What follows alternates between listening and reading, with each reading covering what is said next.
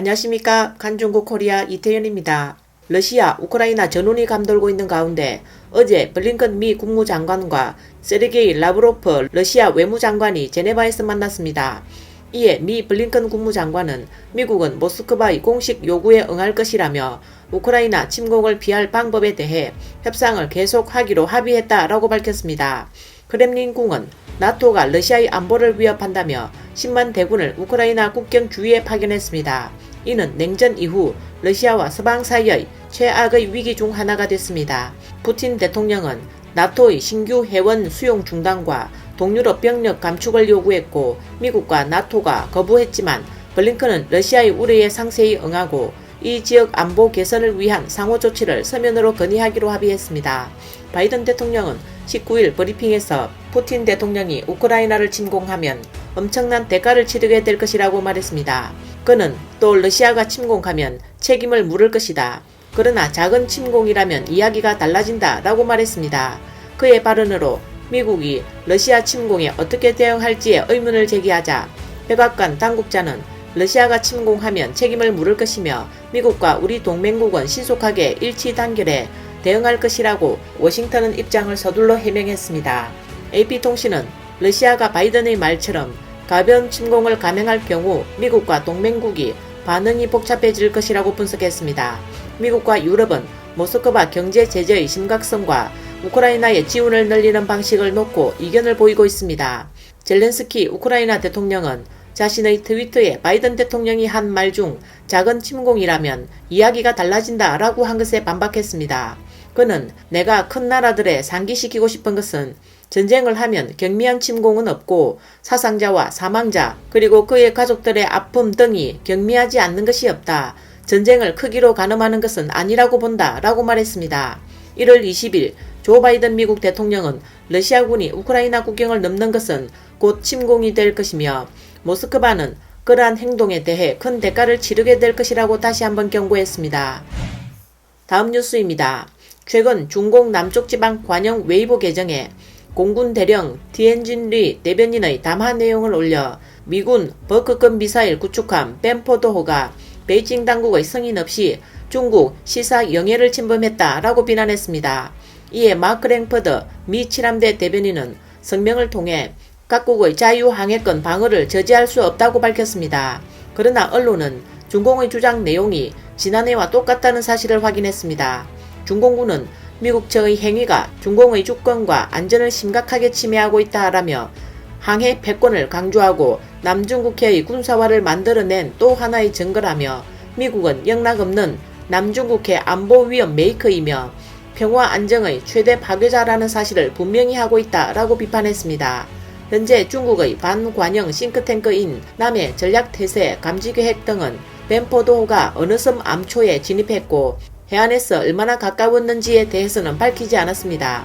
실제로 벤포도호는 지난해 9월 8일 중국이 매립한 미스치프 리프에서 12해리 이내로 항해했고 메이지짜오 12해리 범위에 진입한 바 있어 당시 정군의 대응과 이번에 한 말이 거의 똑같았습니다.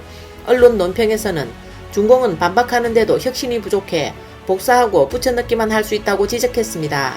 외신 보도에 따르면 이 문제에 대해 미 칠함대 대변인 마크 랭포드는 중공의 주장을 부인하는 성명을 발표했습니다.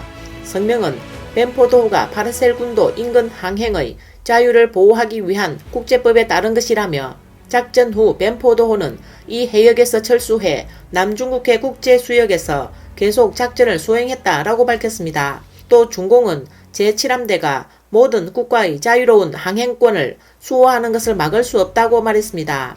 이어 이번 주 벤포도호가 그랬듯이 미국은 국제법이 허용하는 한 각국의 항공, 항행, 운항의 권리를 계속 지킬 것이며 중공이 말하는 어떤 것도 우리를 저지할 수 없다라고 덧붙였습니다. 남해는 태평양과 인도양을 연결하는 중요한 수로가 있고 석유와 천연가스도 풍부하고 어장도 풍부해 인도 태평양 지역의 핫스팟이 되었습니다. 중국, 대만, 필리핀, 베트남, 인도네시아, 말레이시아, 브루나이는 모두 남중국해 영유권을 주장하고 있지만 베이징 당국은 남중국해 인공섬에 많은 군사 전초기지를 세웠습니다. 미국은 중국의 남중국해 영유권 주장을 일관되게 거부해왔으며 종종 남중국해 영유권 주장에 이의를 제기해왔습니다. 바이든 행정부와 고위 관리들은 아시아 동맹국의 남중국해 영토 주장을 지지하고 대만, 일본, 한국, 필리핀의 중공의 영토 주장을 미국이 거부하겠다는 약속을 분명히 했습니다. 다음 뉴스입니다. 중공 20차 전국 대표 대회에는 지방 관리들의 인사이동이 잦았고 중공 군대의 인사이동도 동시에 진행됩니다. 이번에 중공 중장 인홍싱이 중공 티베트 군사지역 당위원회 서기와 정치위원으로 취임했습니다. 지난 18일 오후 중공 10기 중공 티베트 군지역 당위원회 제7차 전원회의가 라사에서 열렸습니다. 티베트 관영 매체는 중공 티베트 당위원회 서기이자 티베트 군사지역 당위원회 제1서기인 왕진정이 연설에서 여러 곳에서 시진핑을 언급하며 티베트 군사지역의 책임이 국가를 수호하고 국경을 수비하는 것, 국경을 다스리고 티베트를 안정시키는 것이다. 우리는 시진핑 국가주석의 전쟁 준비 명령을 단호히 이행하고 군사훈련을 전략적 위치에 배치해야 한다고 말했습니다. 대륙 정치 매체 정지군의 관찰에 따르면 제11차 티베트 정치협상회의 제5차 회의가 라사에서 열렸을 때 중공 티베트 군사지역 당서기 겸 정치위원 인홍싱이 주석 자리에 앉았습니다. 티베트 위성TV인 티베트 뉴스 네트워크 화면에 따르면 인홍싱은 이날 회의에서 중장의 견장을 두르고 있었습니다. 이는 2017년 소장으로 진급한 인홍싱이 지금은 중장으로 진급한 것을 알 수 있습니다. 공개 자료에 따르면 인홍싱은 지난 군지역 713 5.2부대 정위 남부지역 육군 기율위 부서기를 거쳐 2018년 8월 쉬더칭의 후임으로 7일 집당군 정위를 지냈습니다. 그때 쉬더칭은 서부 전투지역 육군 정위로 승진했습니다.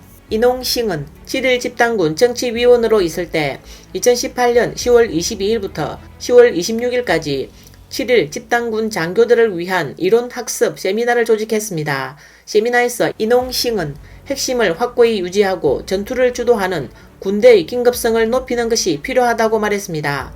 앞서 더 페이퍼의 이전 보고서에 따르면 7일 집당군은 쉬저우에 주둔하고 있으며 동부 전역 육군 소속이라고 보도했습니다.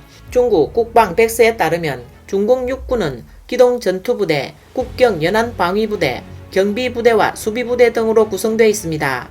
경비부대는 7개 군지역으로 5개 전투지역의 육군과 신장군, 티베트군 등이 있습니다. 오늘 뉴스는 여기까지입니다. 구독과 좋아요는 격려입니다. 공유는 나눔의 시작입니다. 시청해주셔서 감사합니다.